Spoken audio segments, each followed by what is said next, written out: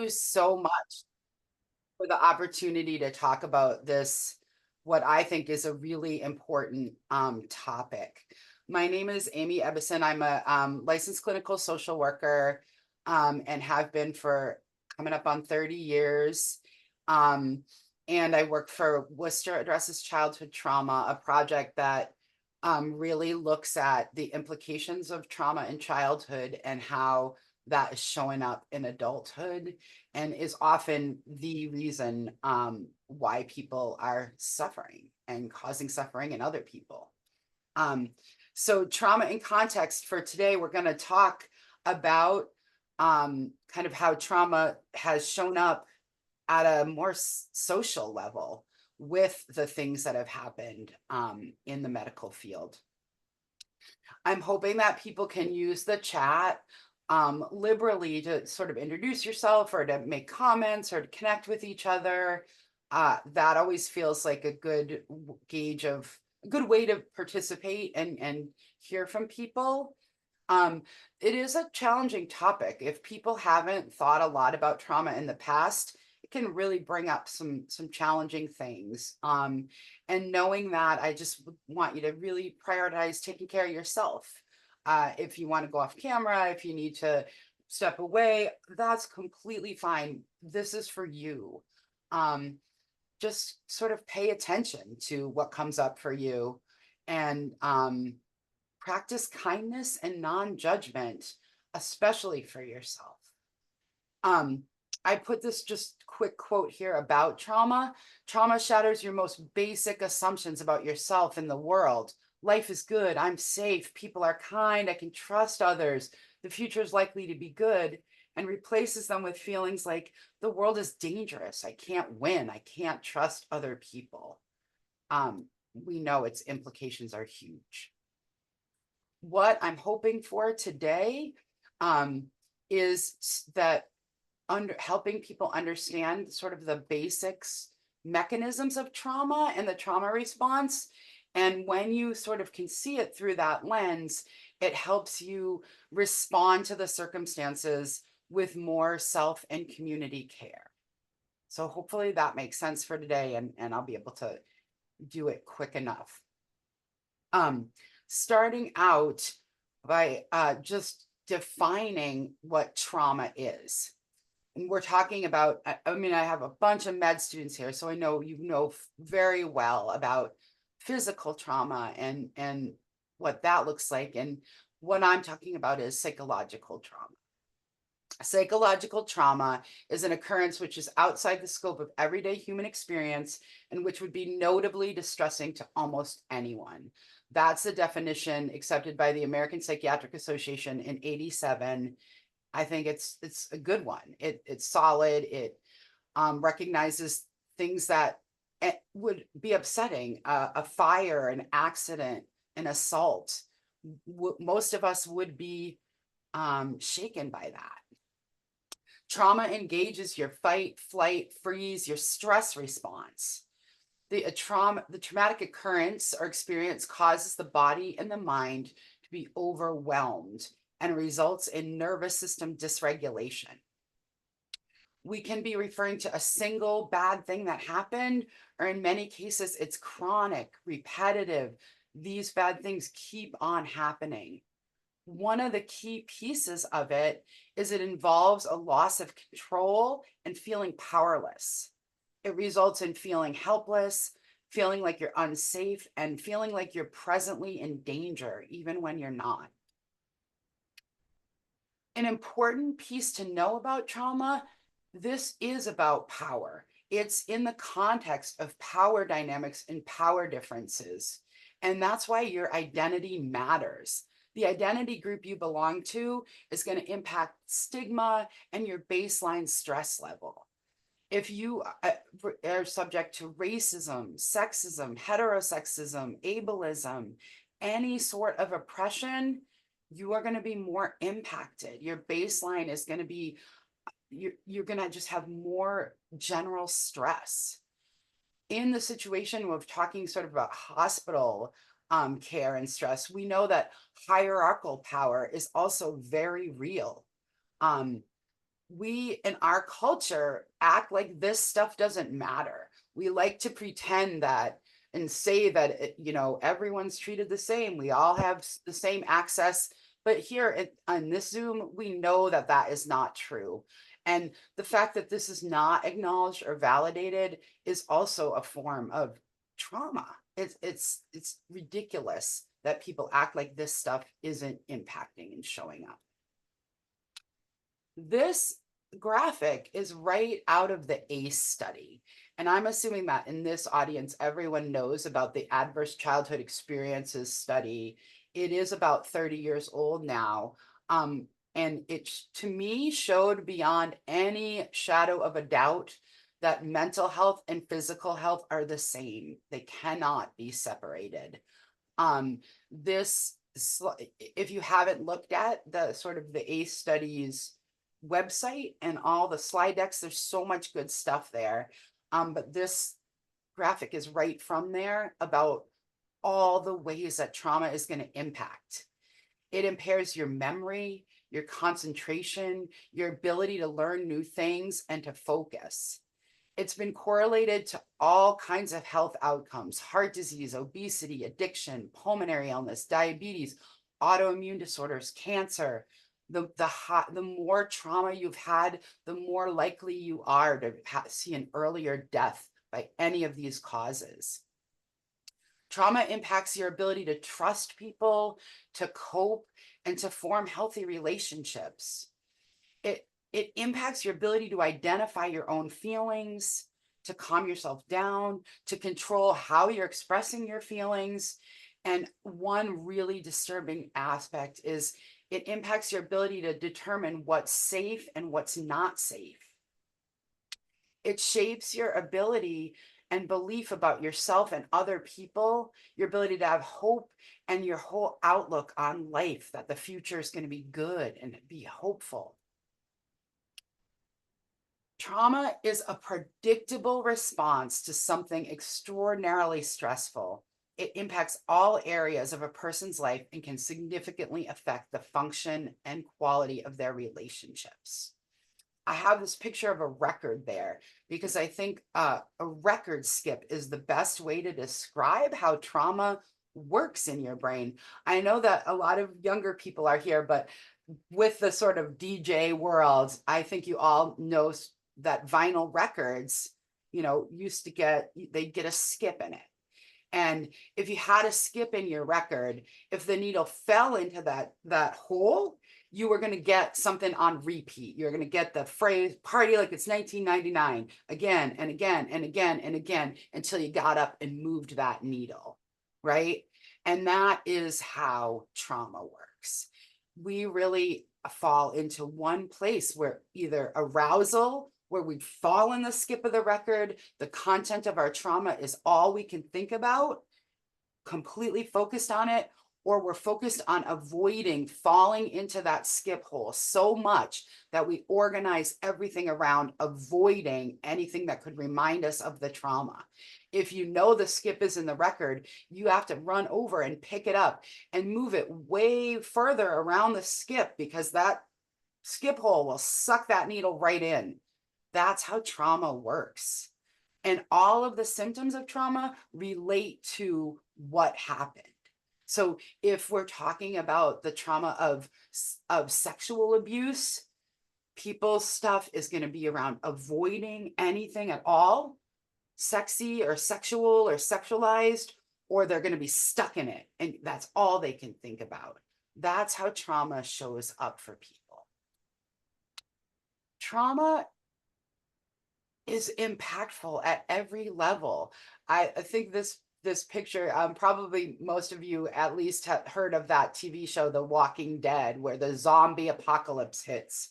And I feel like this picture really helps you see, here's these two main characters before the zombie apocalypse, right? And they look happy and healthy and clean and shiny. And post-apocalypse, they are never going to be the same. Doesn't mean that they're not powerful and strong and worthy, but they're not ever going to go back to that innocent time of not seeing what they've seen. We are changed by the things that happen to us. You are not going to be the same person post-trauma. The symptoms of coping with trauma, the things you have to do to get through it, help you get through it. They're protective, they're good things. The problem is when you're no longer in trauma, those behavior patterns don't go away, they persist. One of the pieces that always hangs around is guilt, shame, self-blame. It's very common for people who've experienced trauma to withdraw from others. And one thing that's really clear to me is their baseline stress level is so high that if you've been through a lot of trauma, one small thing can send you right into like catastrophic levels of feeling traumatized. I have these sort of cereal box graphics in the background because shame is like that prize in the cereal box. Whenever we experience trauma, shame comes with it. We don't want the box. We don't want that prize. We don't want it. We don't like it, but it's just there. It's sort of innate to the experience. Brene Brown, if you haven't heard of her, she's like the social work goddess. And she describes herself as a shame researcher. She talks about shame as an intensely painful feeling or experience of believing that we're flawed and therefore unworthy of love and belonging. When children experience trauma, and again, we talk about what happens in childhood because the power difference for parents and children is huge. When children experience abuse at the hands of a caretaker, it's much more healthy for them to blame themselves and think they're the problem than to see their caretaker as flawed. Little kids cannot survive on their own. So rather than like they can't like hit the streets and leave these parents behind, so they'd rather blame themselves and see that they're the problem and continue to sort of go along with what's happening. When you turn shame into yourself, it can look like perfectionism. I'm bad. I deserve punishment. I'm not lovable. I have to get everything exactly right to be loved and valued. When you turn shame out, it can look like violence, rage, blame, this sort of passing the hot potato of negative emotions. It makes me think about gun violence that Peter talked about. Being violent towards others as a trauma response. I just put this slide in here because I feel like it's always good to talk about and know and have empathy for. When you're in this sort of kind of psychological pain, all of us would want some relief from that. The most common thing that happens, the common thing that's suggested to us is go see a therapist. And we do, and it's usually a white woman. And she says, give me 2 or 3 months in therapy and you'll begin to feel better. And you're like, great, I want to feel better, but 2 or 3 months, really? And so then she might say, well, here's a referral to a psychiatrist. And he, because so often it is a male, will say, here's a prescription for you. Give this prescription 2 or 3 weeks and you'll begin to feel better. And you're like, yay, that's much better than 2 or 3 months, but still miserable. You stop at the corner bar, the bartender says, give this shot 2 or 3 minutes and you'll be feeling better. I don't know about you, but it makes a lot of sense to me that you might pick the 2 or 3 minute shot. What we are talking about today, the context of our trauma that we're talking about is betrayal trauma. The idea that the person, the people, the institutions meant to protect you, care for you, provide your basic needs, haven't done that. One thing that really is kind of amazing to me is seeing how this plays out at the individual level in the exact same way as it does at the group level, the societal level. In individual trauma work, the person we label them the non-offending caretaker. So if you were abused by a stepfather, your mom would be the non-offending caregiver, the person who didn't harm you, but was meant to protect you. The response of the non-offending caregiver is the greatest predictor of how you are going to do. If your mom says, "Oh my God, I'm so sorry this happened to you. I'm getting you safe. I didn't know this. We're going to take care of you. I'm going to keep you from ever having to see this person again." That person can do okay. If your mom said, "He wouldn't do that. That didn't happen. You're making this up. This is not real." That person's not going to do okay. So that relationship and response is the greatest predictor, more important than anything else. And I realize that this is playing out at the same level institutionally. When I experienced institutional betrayal in my workplace, I found myself being so much more mad at the president of my university than the person that actually perpetrated the harm on me. And I couldn't understand that until I thought about this concept at the individual level. I was more mad and angry at the person who was supposed to protect me and didn't. The person who was holding the standard, saying that here's who we are, what we do, and then that just wasn't true. That was so much more harmful than this one individual who is leading the charge to harm. We can also think about some of what's happening for people in the same way we think about trauma bonds and Stockholm syndrome. When somebody is responsible for your livelihood and your well-being, it continues to be much safer to align with them than to advocate for yourself and separate and break away. This concept can be used to understand why people stay in battering relationships, why they stay in cults. The power difference is huge. When the powerful person shows you some kindness here or there, or gives you a little bonus money or some sort of incentive, it keeps you in that relationship with them. Intermittent reinforcement is the strongest form of reinforcement. People might kind of continue to seek positives that have come from this caretaking relationship in the past and stay in there. They'd rather believe that they're bad, wrong, and deserving of the bad things. All of the negative beliefs about yourself get affirmed in this scenario. The other concept that's really helped me think about what has happened to us in this sort of hospital setting is this idea of moral injury. And I credited Worcester Education Collaborative. I've done work on moral injury with them, and this is their slide. But moral injury is the damage done to a person's conscious or moral compass when one perpetrates, witnesses, or fails to prevent acts that transgress their own moral and ethical values and codes of conduct. This concept came from the Vietnam War and Vietnam era, when soldiers were asked to do things that were against their own belief system, but they did it because the authority told them to. It has lasting psychological, spiritual, and social impacts of one's own or another's action that are affront to deeply held moral beliefs or expectations. Key elements of moral injury are this betrayal of what's right by someone who holds legitimate authority, a hospital leader, a government official, a head of a university, or by yourself, what you expect of yourself, knowing that you have violated something that you think you've done something you know is wrong in a high stakes situation. It causes you to lose confidence in your own motivation and capacity to behave in a just and ethical manner.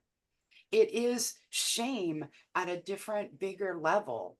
And here's a Brene Brown quote that I love about shame that can just help us think about, what do we do with this? How do we help? She says, if you put shame in a petri dish, it needs three things to grow exponentially: secrecy, silence, and judgment. If you put the same amount of shame in a petri dish and douse it with empathy, it can't survive. Oops, sorry. Ooh, look at me. Um, People in crisis, and that's so many of us who have been through crisis after crisis with this, it hurts your sense of self. People often feel shameful, bad, or broken. They may be in fight, flight, freeze. You very often may see people that are withdrawn or ready to go, agitated at baseline. People that have been taught because of these experiences to mistrust. You might have little confidence in yourself, be overwhelmed. It harms your self esteem and sets you up to be victimized again and again. When this happens to people, we need to be treated with kindness above all else. Thoughts on this specific trauma, and I'm going to do this slide and then we can kind of come back to this because I have two after this that are sort of what do we do to help, but want to return to some of these concepts and some of these ideas. And these have come from talking to Sandy, talking to Susan, talking to Natalie, seeing how this has played out for us in our community. One aspect of trauma of all the hospital closings has been the piece by piece nature of it. How it causes us to sort of, we just move from one thing to the next, to the next, and don't really see the entirety of what has happened to us. This idea, they have been holding us in contempt. And we can talk more about this on the other side. But we think of this like these are our caretakers. These are people that are holding us, that are taking care of us. They're here to serve us. Yet they often see us as barriers to their profit, to what they want to do, that they're not seeing us in the way that we're seeing them. We're seeing them as a child would see a parent. Like, you're here, you have the power over, you have the power. It's your job to take care of. Yet they're not seeing that same kind of framework. Often people blame gets thrown around. We see again and again not taking responsibility, blaming the victims themselves. The institutional power is huge. They've continually told us this isn't what's happening, this is. They've continually misdirected us. If you just do this, just go to your elected officials and tell them to give us more money. That's the problem here. We've seen again and again, they misidentify what's really happening. They don't tell us the real problems, and we're stuck chasing our tails. Blind faith is much easier. You have to believe in something to be okay in the world. But how this has gone down has continued to harm us, taken away our joy, diminished feelings of satisfaction, accomplishment, the reasons you got into this field. Seeing all medical students come here, I know you're here because you care, you want to help, you want to do good work. And when institutions keep you from being able to do that, it can result in feeling hopeless. One of the things that really works against us is hopeless, traumatized people are very easy to manipulate and control. You just want to isolate and shut down. And what's called for is coming together, organizing, standing up. But that is exactly the opposite of what you feel when you've been through this. Our power is together. As individuals, we don't have the power to go up against these systems. That's why they continually do things to separate us, to cause us to blame each other, to look at different, you're different from me. They really stress how we're different rather than how we're the same and how we have a common experience. What we do about this is really just to build our own resilience, to work to sort of be able to have the tools we need to bounce back, because they traumatize us. They hold they hold your salary in their hands. Oftentimes they hold your free time in their hands. They hold so much that they really can harm you in ways that are hard to recover from. But when we have these things in place, when we do some things intentionally, we can bounce back quicker. It's hard to say that you will not be harmed, but you can bounce back quicker. And to build that resilience, anything you can do to decrease your stress level is bonus. Taking care of your basic needs is always going to be where we start from. Sleep. The importance of getting enough sleep is so underestimated in our culture, especially for med students. But you need to take care of yourself. Your eating and your sleeping and shelter needs, those are your most important needs. And those are also the ones that seem to go the quickest when we are in trauma. We stop sleeping, we stop eating, we sleep too much, we eat too much. Getting control of those things is the best thing you can do for yourself. Having structure and routine help people feel safe, create safety. Mindfulness, we know, is huge. Being able to be in this present moment helps reduce your sense of present danger. Feeling seen and cared about is huge. I know when I've been in trauma, I had to develop the like self-talk of nothing bad is happening right now. Nothing bad is happening right now because it feels like it's always there. What helps is talking about this, reflecting on what we've learned, repeating the lessons to each other. This is what minimizes harm to ourselves. Continuing to focus on our well-being and being unapologetic about our self-care and our need to come together. This stuff we can see happens at every level, right? When we're talking about individual trauma, relationships are the only thing that helps. And that is just the same thing at the social community trauma level. So cultivating our time together, building our connections, that's what's making a difference. That's what's turning the corner on this. One other sort of quick thing that can be helpful, and it is in the mindfulness realm, is this idea of glimmers. And glimmers are the opposite of triggers. We know that a trigger is something that reminds us of the trauma content and can quickly take us right back into those hard negative feelings. A glimmer is something that triggers good feelings, makes us think of something positive, tiny moments of awe. They spark joy and evoke inner calm. They can have a positive effect on our mental health. Micro moments for a tiny mood shift, sending cues of safety to our nervous system. They bring up feelings of ease and contentment, and our body responds with positive energy. They allow us to feel hope when lost. Our nervous system is strengthened by them. They can help increase our well-being. And once we start embracing them, it can become a beautiful way to see the world around you. So this idea of taking these moments of joy, of seeing the smile on someone else's face, feeling connected, that's what really helps. I'm going to stop my screen share and I'm going to stop